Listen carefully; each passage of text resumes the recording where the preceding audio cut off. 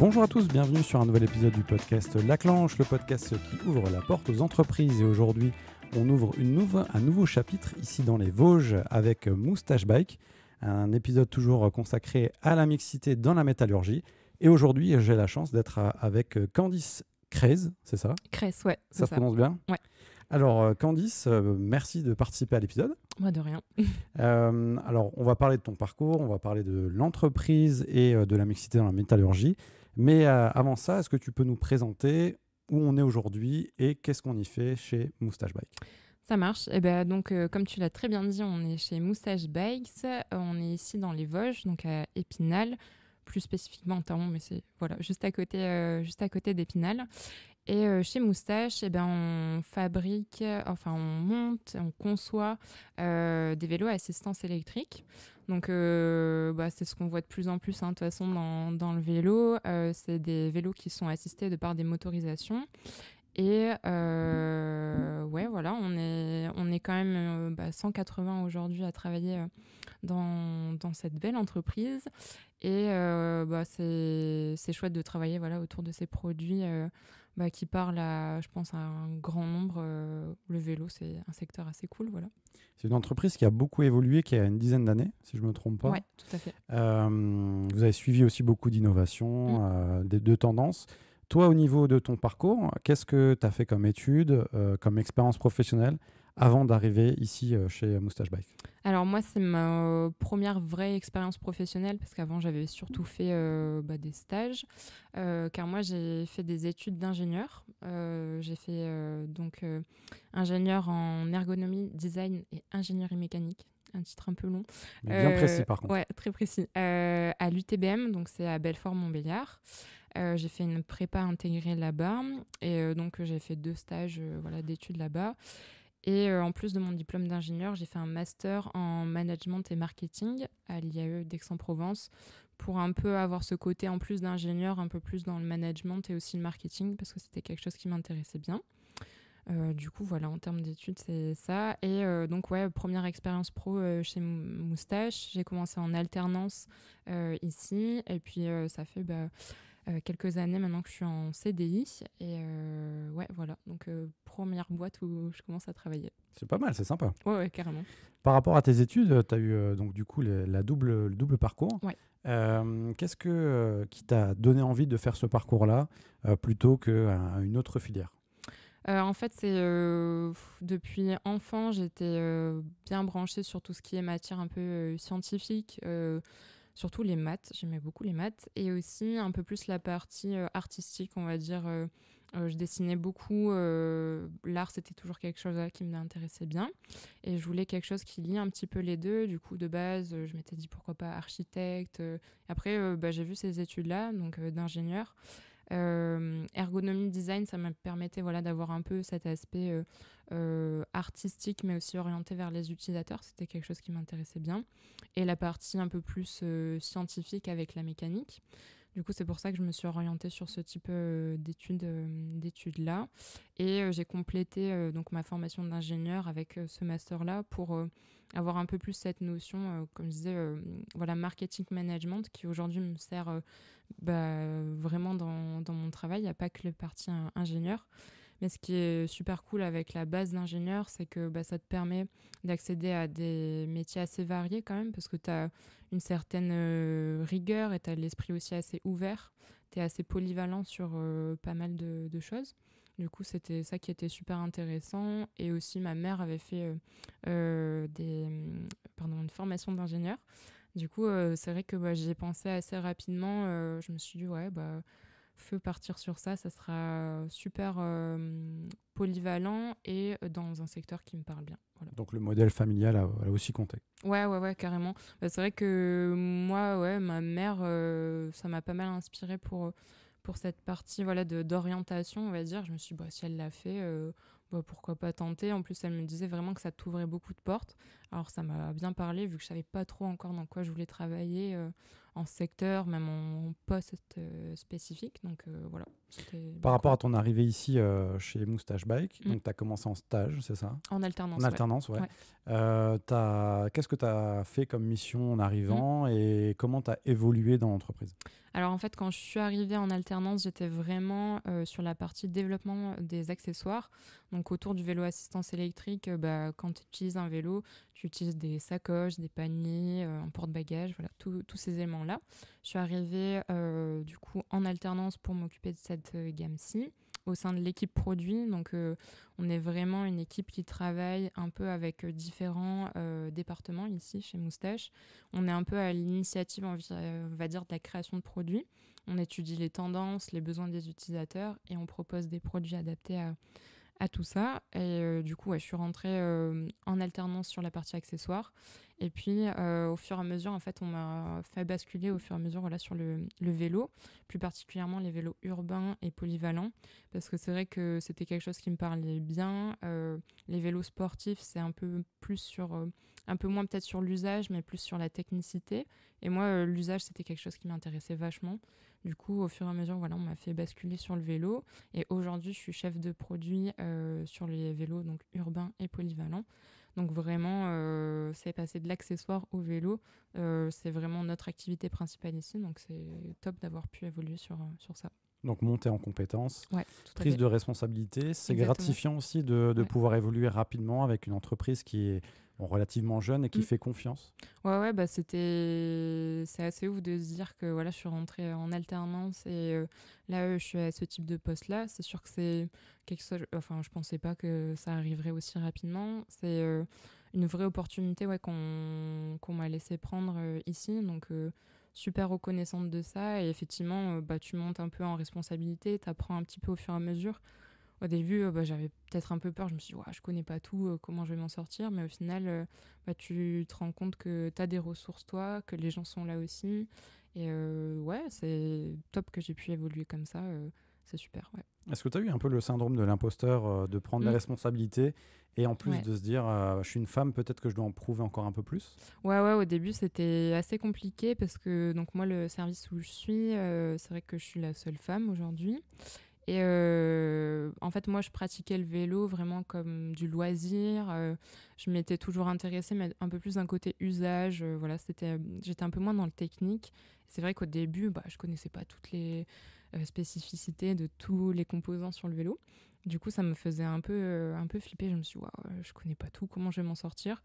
Mais au final, en étant curieux, en demandant aux autres, et puis même en apprenant de par moi-même, ça se passe très bien.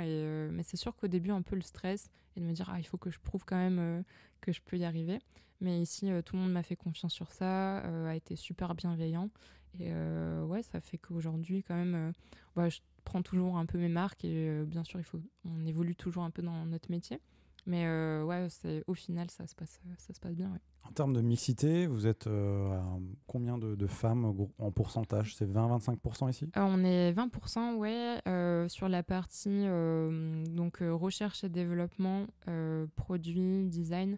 C'est vrai que je suis la seule femme là-bas. Mais après, pour toute la partie marketing, administration des ventes, RH, voilà, tous ces services-là, il y a bien plus de femmes en production aussi. C'est cool de voir de plus en plus de femmes dans la production de vélos assistance électrique. Donc ouais, non, moi qui ai connu les écoles d'ingénieurs où on est 10%, là quand même il y a plus de représentation féminine et ça tend vers toujours plus aussi de mixité, donc c'est cool. Comment tu le perçois du fait qu'il y a encore un chiffre qui est assez bas, comme tu l'as dit, les Ouais. 10%, notamment en école d'ingénieur? Ouais. Qu'est-ce qui pourrait être fait pour attirer plus les femmes vers ces Mhm. secteurs-là, ces métiers-là, et surtout de se dire, je peux postuler en entreprise, le petit déclic qui peut se passer? Je pense que c'est déjà une histoire de représentation. C'est vrai que moi, quand tu es au lycée, qu'il y a des intervenants qui viennent pour présenter leur métier, les métiers techniques, ça y avait un peu triste à dire, mais c'était que des hommes. Moi, comme je t'ai dit, c'est ma mère qui a fait des études un peu plus d'ingénieur, donc un peu plus technique. Du coup, je me suis dit, ah ouais, ok, c'est accessible. C'est vrai que la part de représentation, je pense que c'est important. parce que il y a plein de femmes, on est autant intéressé par cet aspect de conception, de création. En école d'ingé, j'ai rencontré des femmes super motivées, inspirées, inspirantes. Et c'est vrai que moi, ce qui a fait un peu le déclic, voilà, c'est le fait que ma mère l'ait fait. Et c'est vrai que je pense qu'il y a encore une représentation peut-être pas assez forte des femmes dans ce type de métier-là. Et après, je trouve qu'en entreprise, en général, quand même, quand j'ai postulé, j'ai pas ressenti cette pression de «Ah, tu es une femme, du coup, je t'écarte de la liste des candidats», quoi. J'ai pas ressenti cette pression-là. Je pense que c'est une pression qu'on se met soi-même parfois, en se disant «Ah, il y en a... Enfin, j'ai pas vu beaucoup de femmes faire ça», ou «Est-ce que je vais être capable?» Tu vois, voilà, le syndrome de l'imposteur, je l'avais un petit peu pour le poste que j'ai là. Je pense que c'est plus une pression qu'on se met à nous-mêmes parfois de vouloir... trop bien faire les choses, est-ce qu'on va être capable ou pas. Il faut se dire bah oui, je vais y arriver et j'ai autant de capacités qu'un homme pour faire ce type de choses, quoi. Par rapport au métier, toi, sur les métiers techniques, Mm. chef de produit, sur les épisodes qu'on a enregistrés, ce qui nous revient assez souvent sur la Ouais. plus-value féminine, Mhm. c'est la minutie, d'être très carré sur des petits détails que les hommes vont pas forcément voir. Mhm. Est-ce que tu partages, est-ce qu'il y a une autre plus-value que toi tu amènes notamment et qui du coup, cette Mhm. mixité-là est un vrai plus pour l'entreprise? Ouais, je pense que c'est plus sur l'aspect, comme je te disais, par exemple, mes collègues qui sont potentiellement qui font un peu plus de vélo sportif sont très sur la technique, sur les composants, ce genre de choses. Où moi, c'est vrai que ce qui m'intéresse beaucoup, c'est la relation avec les utilisateurs. Comment est-ce qu'ils utilisent un vélo? Quels sont leurs besoins? Et c'est vrai que je pense que c'est ça un peu le plus aujourd'hui. J'arrive un peu peut-être plus à me mettre à la place des utilisateurs, à me dire ah oui, quels sont les vrais besoins? Est-ce qu'on peut pas rajouter ça sur un vélo pour répondre à tel ou tel besoin? Niveau organisation, quand même, on a des gars qui sont assez structurés ici. Mais c'est vrai que il y a aussi un peu cet aspect-là, effectivement, d'organisation, planification. Mais je pense que ouais, c'est surtout le côté utilisateur et usage, être un peu moins sur l'aspect technique, avoir le dernier amortisseur ou fourche. Je suis un peu plus sur qu'est-ce qui parle vraiment aux utilisateurs. Parce que les utilisateurs dans le segment que je représente moi aujourd'hui, que sont l'urbain et le polyvalent, sont moins orientés sur ça. Et tu peux avoir vite tendance, parce que toi, tu aimes bien les composants, à mettre ça sur ton produit. Or, c'est pas forcément ce que l'utilisateur recherche. Donc c'est un peu ça, je pense, la plus-value que je peux avoir aujourd'hui. Par rapport à l'entreprise, Moustache Bike, donc on l'a dit, une entreprise très jeune, mais qui a Mhm. évolué très vite, Ouais. notamment sur l'innovation et des prix aussi qui ont été reçus. Ouais. Dernièrement, en 2023, en 2024, je l'ai vu à l'entrée Mm. ici de l'entreprise. Est-ce Ouais. que le fait d'avoir ces innovations-là, ces prix, Mhm. c'est aussi une gratification à titre personnel de le sentiment du devoir accompli et que on apporte une vraie pierre à l'édifice par rapport à son travail? Je pense que ces prix-là, c'est vraiment source d'un travail d'équipe avant tout. Moi, c'est vrai que j'étais encore en alternance quand il y a eu vraiment... Notamment, on a lancé un produit qui est le J, sur lequel on a eu beaucoup de récompenses. Je pense que c'est plus à avoir en équipe et pour l'entreprise. Moi, de mon côté, j'ai participé un peu à la présentation des produits, ce genre de choses. Mais je pense vraiment que c'est une récompense pour toute une équipe qui a travaillé dessus. Et ça, c'est top. Et puis même la visibilité que ça nous apporte, c'est toujours super que le travail soit reconnu comme ça, quoi. Mm. Par rapport à une journée type, Mm. comment ça se passe pour toi à ton poste en tant que chef de produit? Quels sont Ouais. les défis que tu as au quotidien? Ouf, il n'y a pas vraiment de journée type parce qu'on fait pas mal de choses différentes. Ce qui est sûr, c'est que tous les jours, je travaille avec des personnes différentes, que ce soit au commerce, au marketing, à la R&D, au design. Ça, c'est assez top de pouvoir voilà, travailler avec toutes ces personnes-là. Le défi, je dirais, c'est de partir d'une idée et de réussir à la concrétiser. Aujourd'hui, on commence à travailler sur les gammes futures et c'est vrai que tu peux avoir une idée, mais de réussir à la mettre en place avec toutes les équipes et que ça arrive vraiment au résultat auquel tu avais pensé, c'est un peu ça le défi parfois. Mais c'est ça qui est super stimulant aussi, de se dire c'est ma vision et j'aimerais bien que ça s'applique. Je suis au début de toute façon de mon métier et du coup je continue à apprendre. Mais c'est vrai que c'est ça qui est top de se dire ouais, demain je vais essayer que ça sorte sur le marché, qu'on en parle et ça c'est super stimulant, ouais. Alors, on l'a dit aussi, le vélo électrique a connu une grosse évolution, un boom Ouais. ces dernières années. Comment toi, tu l'as perçu, cette évolution-là, depuis que tu es arrivé? Mhm. Et comment tu le vois dans les années à venir? Est-ce que ça va se développer encore plus? Ouais. Je sais qu'il y a aussi l'après-Covid où les gens se sont mis encore de plus en plus au sport. Tout à fait. Est-ce qu'il y a une évolution par rapport à ça? C'est vrai que moi, je suis arrivée dans la boîte juste après le Covid, donc c'était vraiment le boom. Je me souviens quand on est arrivé, on avait même des pénuries de composants. Il fallait composer avec ce qu'on avait, ce qu'on n'avait pas. C'est vrai que c'était une période de croissance forte. C'est vrai que le vélo électrique, depuis que la boîte est créée, ça a vraiment beaucoup évolué. Au début, on parlait de vélo assistance électrique, les gens étaient un peu ah ouais, c'est pas forcément pour un large public. Enfin voilà, c'était un peu plus resserré que maintenant, ça s'ouvre vraiment à plein d'utilisateurs. Et effectivement, moi, là où je vois vraiment du potentiel, c'est notamment en urbain. On le voit de plus en plus, les villes, tu as plein de pistes cyclables qui se créent, les gens se mettent de plus en plus à ça, tu as des subventions, enfin, il y a tout, enfin, je veux dire, tu regardes dans d'autres pays, en Allemagne par exemple, ils utilisent tout le temps le vélo pour se rendre au travail, ce genre de choses. Et c'est vrai qu'il y a vraiment du potentiel sur ça, sur des utilisateurs qui n'utilisaient pas forcément un vélo ou même un vélo assistance électrique, qui se mettent à ça pour se déplacer autrement. Et ça, c'est trop cool, quoi, parce que ça te permet d'atteindre de nouvelles personnes. Et ça, c'est super stimulant dans le travail tous les jours de se dire ah bah eux, ils font pas encore du vélo assistance électrique. Demain, avec mon produit, peut-être qu'ils trouveront un intérêt et qu'ils se mettront à utiliser le vélo. Et ça, c'est top. Ton parcours, donc tu as évolué très vite ici. Ouais.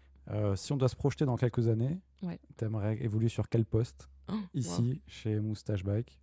Bah déjà, de passer, je t'avoue, de l'accessoire chef de produit junior à la chef de produit. Ah, pour l'instant, je me projette pas plus haut parce que c'est déjà très bien. C'est déjà pas mal. Mais je pense, enfin, ce serait surtout de prendre confiance en moi sur ce poste-là, de pouvoir aussi avoir encore plus de connaissances sur le marché parce qu'aujourd'hui, comme tu dis, c'est une évolution assez rapide. Du coup, j'ai encore pas mal de choses à apprendre. Mais c'est un marché qui évolue tellement que c'est... On s'ennuie jamais. Ouais, c'est ça. On s'ennuie jamais. Parce que tu as toujours des nouveautés qui arrivent, toujours, je te dis, des nouveaux utilisateurs, enfin des nouveaux usages, des nouvelles technologies. Ouais, c'est super intéressant par rapport à ça. Cette nouvelle génération, comment on pourrait l'intéresser Ouais. à découvrir les métiers de la métallurgie, à découvrir ici les entreprises? Parce qu'il y a de la main-d'œuvre qui en demande, Mhm. parce qu'il y a des produits qui se développent, comme tu l'as dit, il y a des tendances qui émergent. Ouais. Qu'est-ce qui pourrait être fait pour attirer encore plus les jeunes filles Mm. à venir, à se diriger, à ouvrir les portes? Je pense que je te parlais un peu de représentation et aussi on a peut-être parfois du mal à se dire mais c'est quoi en concret, quels métiers sont dans ces branches-là. Moi perso, c'est vrai que en école, on commence un peu à entendre parler. C'est vraiment dans les stages que tu comprends un peu mieux à quoi ça correspond. Mais c'est vrai que c'est représenter un peu plus les femmes quand on parle de ces métiers-là. Et aussi décrire au final qu'est-ce qu'il y a comme métier dans ce type de boîte. Parce que aujourd'hui, c'est super varié les postes qu'il y a, par exemple, chez Moustache. Et moi, chef de produit, j'ai découvert ça en postulant ici. Mais c'est vrai qu'avant, c'était pas forcément quelque chose que je connaissais trop. Et du coup, d'avoir de la représentation féminine et un peu représenter différents métiers dans différents secteurs, c'est ça qui permet un peu de s'y intéresser, de se dire ah bah ouais, ça pourrait me plaire carrément, quoi. Donc plus de vulgarisation, parce Ouais. que tu l'as dit, chef de produit, tu connaissais pas. Ouais. Mais au final, quand on connaît pas et qu'on n'est pas de l'intérieur, c'est difficile Ouais, de se dire qu'est-ce carrément. qu'on fait concrètement. Ouais, tout à fait. C'est vrai que moi, c'est vraiment, je te dis, en postulant au fur et à mesure que j'ai pris connaissance d'un peu tout ça. Et puis en arrivant aussi ici, hein, parce que tu as une fiche de poste que tu vois, mais tu peux pas forcément savoir au quotidien qu'est-ce que ça va représenter. Et c'est vrai que, d'en savoir un peu plus peut-être sur ces secteurs-là, parce que direct, on pense à peut-être des choses assez, comment dire, rigides, assez figées. Or, par exemple, moi, mon métier, tu vas au contact des utilisateurs, des clients, tu vois un peu avec, par exemple, le design quelque chose, le commerce. C'est super mouvant et c'est pas super rigide comme tu peux dire, l'industrie, ça va être figé, etc. Non, c'est pas le cas et c'est vrai que c'est en arrivant, notamment ici, que je m'en suis rendu compte. Ouais. Surtout que vous faites partie des nouvelles entreprises Ouais. dans l'industrie, et donc on n'a pas l'image d'une entreprise vieillotte, au contraire. Ouais, c'est clair. Vous communiquez beaucoup aussi sur les réseaux, j'ai vu notamment sur YouTube, des vidéos, etc. Est-ce que ça aussi, ça peut donner une connaissance aux utilisateurs et aux gens pour postuler, ce qui n'est pas le cas forcément dans d'autres entreprises? Ouais, je pense que c'est cool. Par exemple, on a fait un portrait, moi, sur mon post sur LinkedIn. C'est vrai qu'on on explique un peu, enfin c'est vraiment assez vulgarisé, hein. J'explique rapidement mon poste, mais tu vois, quand même, ça te permet un peu de te projeter, de te dire ah oui, ok, elle fait ça, c'est cool, un tel fait ça. Enfin, moi je trouve que c'est super pour un peu se représenter qu'est-ce qu'on fait dans la boîte et se projeter un petit peu. Ah bah je veux arriver chez Moustache, faire tel taf et tu vois un peu mieux à quoi ça correspond, quoi. En 3 mots, quelles sont les compétences qu'il faut avoir pour être chef de produit? Si tu devais décrire vraiment les 3 clés qu'il faut avoir, si on doit se projeter, si on doit se représenter, pour être un bon chef de produit. Je pense qu'il faut être à l'écoute. C'est primordial parce que tu es autant à l'écoute du marché, des tendances, des utilisateurs. C'est quelque chose d'assez important. Une certaine rigueur quand même, parce que t'es, mine de rien, si tu veux que le produit ça aboutisse, il faut quand même avoir le suivi de ça, des plannings. T'as tellement de tâches un peu variées que si tu t'égares, t'as moyen d'oublier un peu des choses. Et je dirais aussi, quand même, il y a une certaine part de passion, être assez passionné quand même de ce que tu fais. Parce que c'est vrai que moi, aujourd'hui, je voulais absolument travailler dans le sport. Le vélo, ça me parlait déjà. Maintenant, ça me parle encore plus. Mais c'est vrai que sans ça, c'est compliqué, je trouve, de sortir un produit qui parle vraiment aux gens. Il faut quand même être assez passionné de ce que tu fais aussi. Pour savoir se dépasser. Ouais, tout à fait. Comme dans le sport. C'est ça. Parfait. Tout à fait. Candice, merci pour la première partie. Ouais, de rien. C'est passé très vite, on en a su assez rapidement sur ton parcours et sur l'entreprise. Ouais. On passe à la deuxième partie, c'est un petit questionnaire de rapidité, de spontanéité. Ok. Tu as le droit à un joker Okay. et une réponse par question. Ok. On part là-dessus? Ça marche. Allez, c'est parti. Pour concevoir un produit, papier et crayon ou tout en numérique? Papier crayon, c'est plus simple des fois pour échanger. Ouais. Tu préfères un trajet long et vallonné pour tester l'endurance des batteries ou urbain avec des obstacles pour tester la maniabilité? Je dirais urbain, c'est plus fun. Après une journée au bureau, une balade en VTT électrique pour décompresser ou un vieux classique vélo sans moteur? VTT électrique. Ton style de gestion de projet, organisé et méthodique ou souple et adapté? Je dirais plutôt organisé, méthodique. On essaye. Toujours pas de joker, hein. Je le note. Et ta musique ou ton groupe préféré? La musique du moment, c'est un peu old school, c'est Believe de Cher. Ok. Ah voilà. Oui. Ouais, old school, grave. Mais ça revient à la mode. Ouais, ça revient. Derrière, il y en a qui valident. Parfait, Candice. Écoute, j'espère que l'épisode t'a plu. Bah ouais, carrément. Je te remercie pour t'être livré dans l'épisode. On remercie l'UMM de Lorraine, grâce à qui le projet a vu le jour concernant la mixité dans la métallurgie et ce podcast. Avec cette série, on a 14 épisodes au total et on en a appris beaucoup. Donc merci à Moustache Bike, merci à toi Candice. Bah de rien. Et puis on se donne rendez-vous très rapidement sur les plateformes d'écoute, à la fois audio et vidéo, pour découvrir les autres épisodes et rester bien sûr à l'actualité du podcast La Clanche. Merci beaucoup, à bientôt. Salut.